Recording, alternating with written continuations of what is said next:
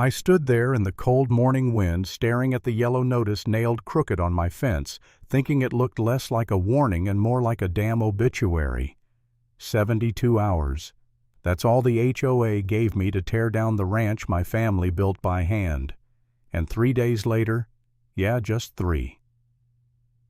I was the one chaining their clubhouse doors shut and demanding triple rent for the land under their precious tennis courts.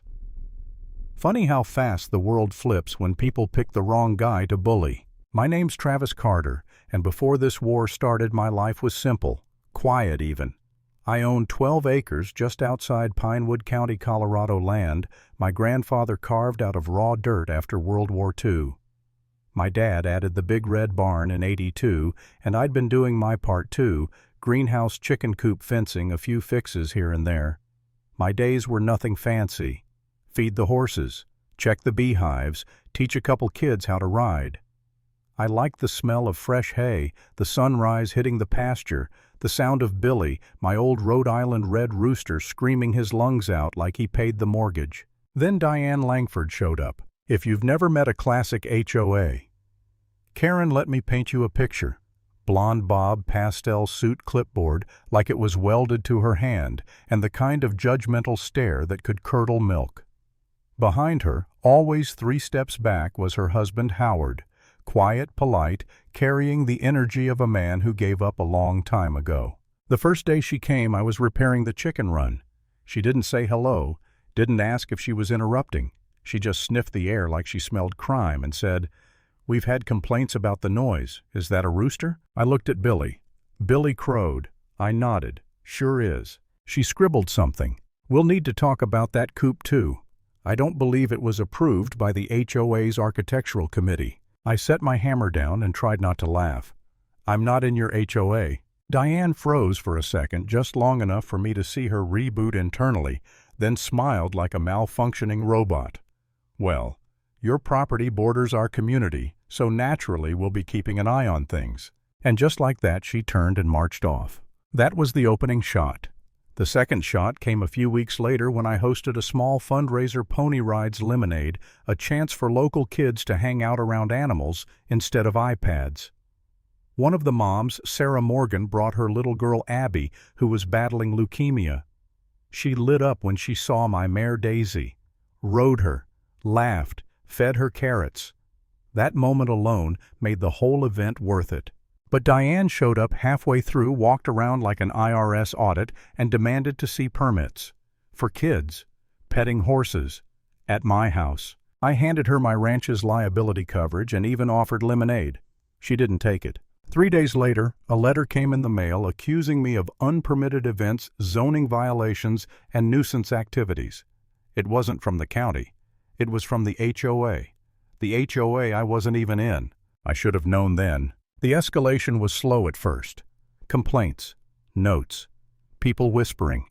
Then came the nuclear strike, the yellow paper ordering me to tear down all unauthorized structures in 72 hours or face legal action. For 30 seconds I just stood there on the porch, fingers stiff on the paper, anger crawling up my spine. They didn't ask. They didn't investigate. They didn't even have jurisdiction. They just wanted me gone. But instead of panicking, I started digging. And that's when I found gold. Turns out, under some of the HOA's beloved amenities, the clubhouse, the gym, the tennis courts, sat a chunk of land owned by my family.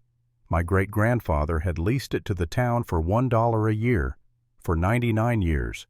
That lease expired 4 days before Diane taped that yellow notice onto my fence. I filed the reversion paperwork, drafted a new lease, $3,000 a month. Then I walked it right into the HOA boardroom. Diane's hands shook as she opened the envelope. "You can't do this," she snapped. "I already did." Behind the door, people shouted, one voice yelling, "What do you mean we're trespassing?" That moment should have felt like victory. It wasn't. It was gasoline. Because the next morning, my ranch sign was snapped in half. The day after that, someone opened my front gate and left it swinging.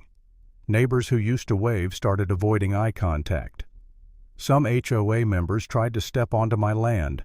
My ranch hand Luis had to call the sheriff when things got heated at the fence.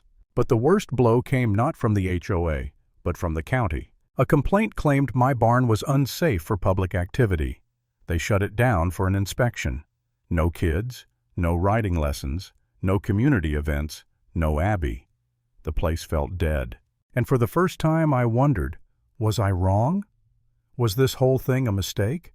Should I have just stayed quiet? Cut my losses, played along. I sat alone on the dusty barn floor staring at the empty stalls.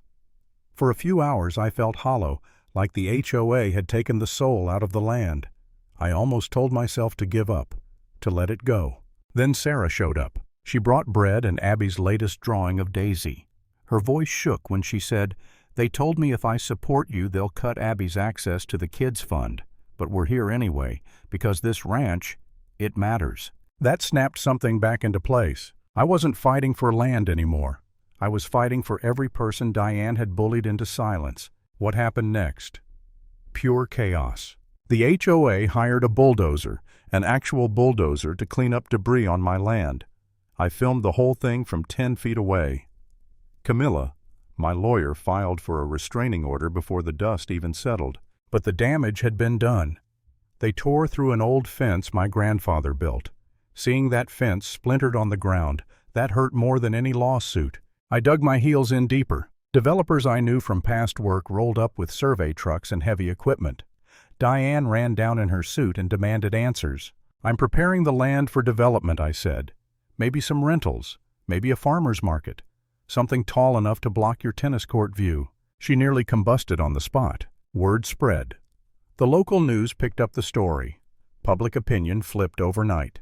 Support poured in, except from the few who still believed Diane's fear tactics. But then late one night, as I fed the horses, I smelled smoke. The tool shed was on fire. Flames clawed up the walls before Luis and I managed to slow it down. The fire chief confirmed it accelerant at the door. No electricity. Someone lit it on purpose. And then we found the note nailed to my chicken coop. "Next time we won't miss." I didn't sleep.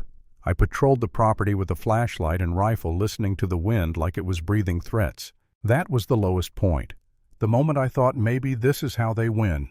By pushing me until fear outweighs anger. But in the morning something shifted. Residents, quiet ones, the ones Diane intimidated, started showing up. Phil, a board member, arrived with a folder full of internal emails exposing Diane's lies. Others volunteered to testify. A Navy vet offered to cover legal fees. So we pushed back. A recall petition circulated. It spread like wildfire. In 21 days the vote happened quiet. Tense, the whole neighborhood buzzing with whispers. When the results came in 76% to remove Diane, it felt like the first real breath I'd taken in months. But she wasn't finished. Diane's cousin suddenly showed up with an ancient deed claim saying the land never belonged to my family. It was a pathetic move, flimsy, messy, but just dangerous enough to drag us back to court. That hearing, I'll never forget. The courtroom felt small, airless. On one side sat the Langfords, smug, polished, acting like they'd already won. On the other side, behind me, rows of people, kids in riding helmets, seniors, parents, neighbors, who'd once avoided me, now standing shoulder to shoulder. Camilla tore their case apart. Witness after witness stepped up. The judge flipped through the real lease renewal, the original documents, my great-grandfather's signature, the dates, the property lines. Then he closed the file. Claim denied. Carter maintains full legal ownership. Silence. Then gasps. Then the sound of every ounce of Diane's power crumbling in her lap. But before I could even step outside the courthouse, Camilla got a notification, one last desperate strike. The HOA tried billing me $300,000 in retroactive commercial road use. It didn't matter, because the judge wasn't finished. Once the fraud, harassment, and retaliatory schemes came to light, especially after Phil's folder of emails, the HOA's actions were ruled as abuse of power. Every claim against me dismissed. They were ordered to pay nearly $500,000 in damages. And Diane, well, she didn't walk out of that courtroom with her head high. I didn't celebrate, didn't smile, didn't raise my fists in victory. I just stood there breathing steady, feeling the weight slide off my shoulders for the first time in what felt like forever. Because sometimes justice doesn't look like fireworks.